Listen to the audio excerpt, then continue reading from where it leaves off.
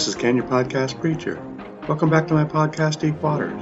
This podcast is brought to you by Applied Strengths Ministry, where we believe working together in our strengths is the effect of working out the will and calling of God in and through our lives. The title of this message is Coming Up Short.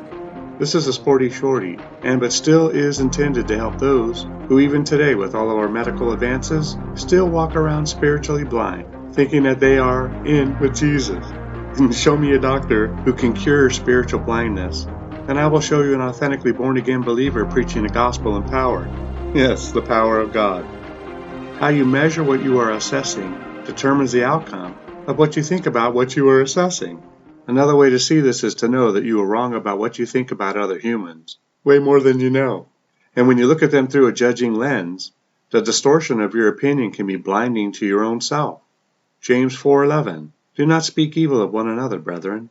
He who speaks evil of a brother and judges his brother speaks evil of the law and judges the law. But if you judge the law, you are not a doer of the law, but a judge.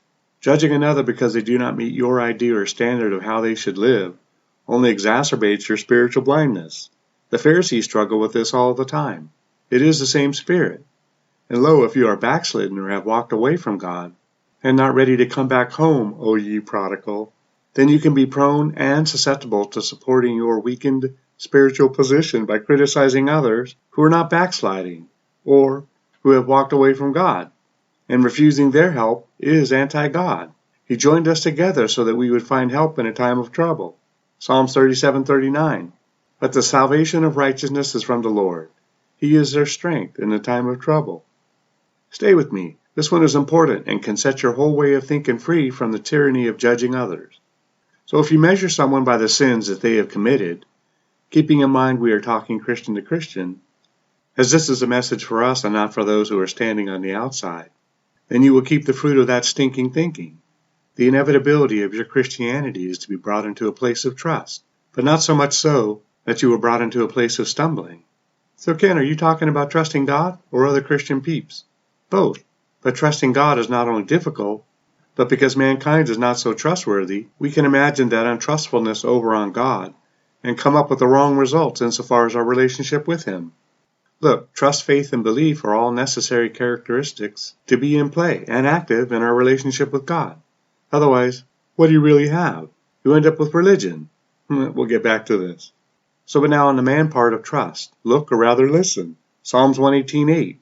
It is better to trust in the Lord than to put confidence in man. So look at this example, and we will need to do so carefully. It states that it is better, not that we should throw out trusting in mankind, but that it is better to trust in God. Now this can work for or against us, and isn't that always the case with God? It works for us in that we can develop our relationship with God so tight that we always go to Him first. An example?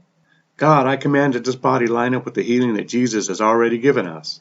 After you have prayed that prayer, you can and maybe should see a doctor. It's up to you. The point is to see the order of trust. First God, then the doctor. The other way is the against us way, which is that we will still have a part of us that overtrusts mankind. And this could be for a variety of reasons, such as spiritual immaturity, our seeking to be accepted by a person, or maybe we are trying to hide our spirituality. You know if you look inside. So, but the important thing to remember is that sooner or later, your trust in mankind will be violated and broken. We don't judge or condemn the person, as we too are one that will also do the same. Never say never, as this did not work out well for Peter, right? I will never leave or forsake you, Jesus. You should know the events that followed that statement. I have that story in other podcasts, so give an ear to it and learn to never say never. So, but I cannot drift away from this thing yet because I feel that there are some who have stopped trusting in God and have made personal vows to only trust in themselves.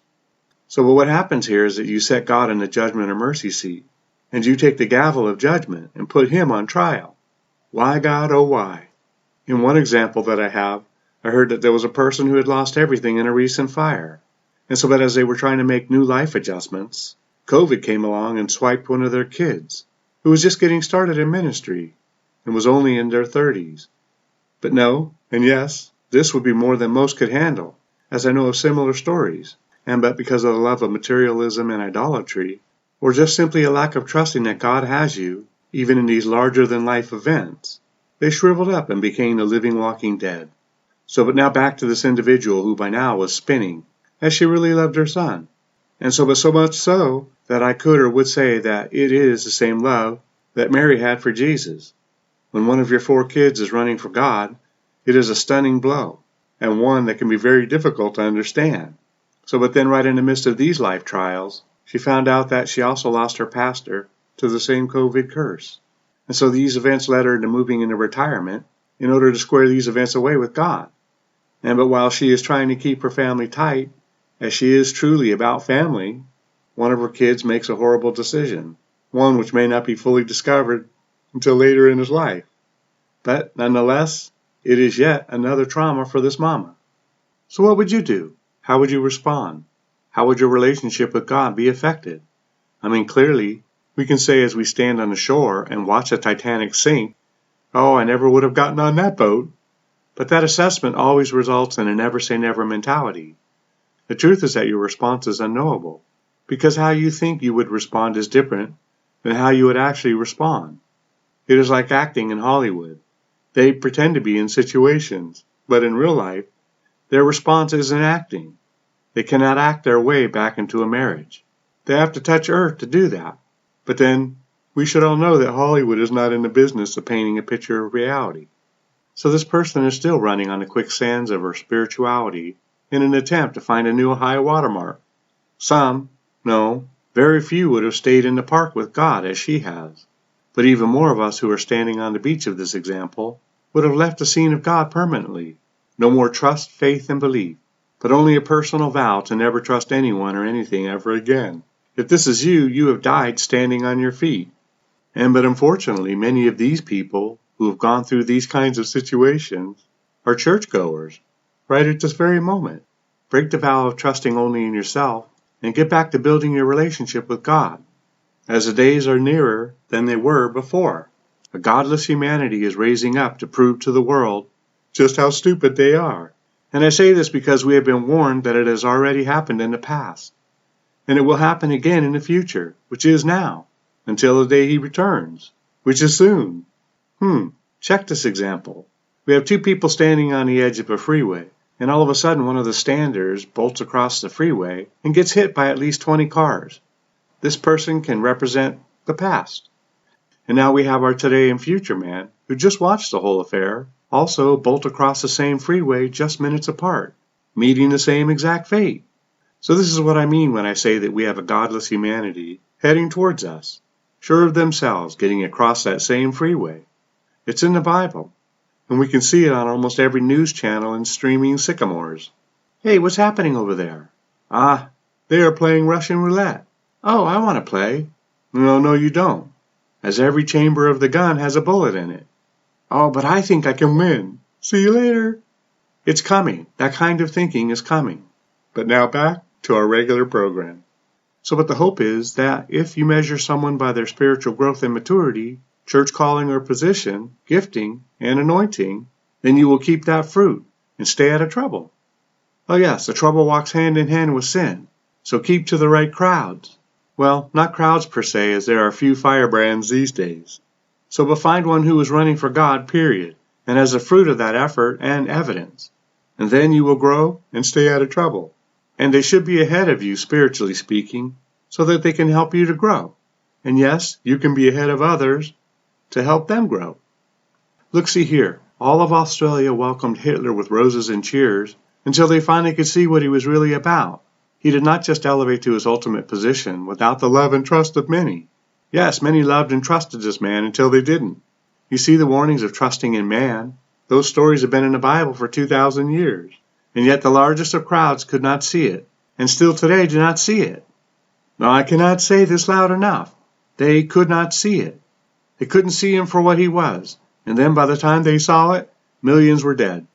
But even when their eyes were finally open, they couldn't take quick enough action to put an immediate stop to what he was doing to other humans, no less valuable to any one of us. In fact, many had so become what Hitler was, that they too believed the lie, and became a Hitler in their own right-wrong mind. This does not happen today? Yes, it does. But so why do we have so many of us measuring and responding to the old dead man that is crucified in Christ and others? instead of measuring the new man, the crucified Christ in man, the man made alive and set free. We base our relationships with one another on the mistakes we have made. We see others through the lens of their shortcomings. You see, only Jesus meets our standard for humanity, and even in that, depending on what happens to us, we can still choose to drop him like a bad habit, and many of us do. So this thing that we do has to be laid down, as all of the rest of humanity cannot measure up, and neither can you, to your standards. Look at people from their best side and then help them to increase that part of who they are. We all need to manage our weaknesses, our C performances, while focusing on developing what God intends us to use to help others, our A performances, our A talents. Listen now, God calls you a murderer if you hate one of your Christian brothers or sisters. 1 John 3:15. Look, that situation exists in your life because you have enthroned your behavior above that other person's. You have exalted your stars above the throne of God. Isaiah 14:13. This is a bad plan. You cannot justify yourself through the sins of another. Nope, comparing your so-called good deeds to someone who has what you define as bad deeds will not move you 1 inch closer or deeper into your salvation. We never compare ourselves to someone who is ahead of us. It is not in our nature to do so. So we should stop the practice altogether. So now why do we do this today, even though we have stories in the Bible about why we shouldn't? Another reason is that we have no fear of God.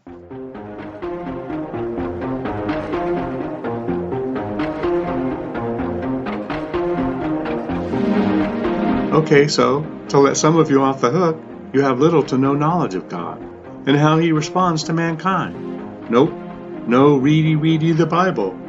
There you go. Nope, you are still on the hook. Oh, and the end result is the same, in that if you continue to respond to an authentically born-again Christian by the mirror of their sins, then you should know that you have placed yourself in the position of God. Get off his throne and let him deal. Isaiah 14:13.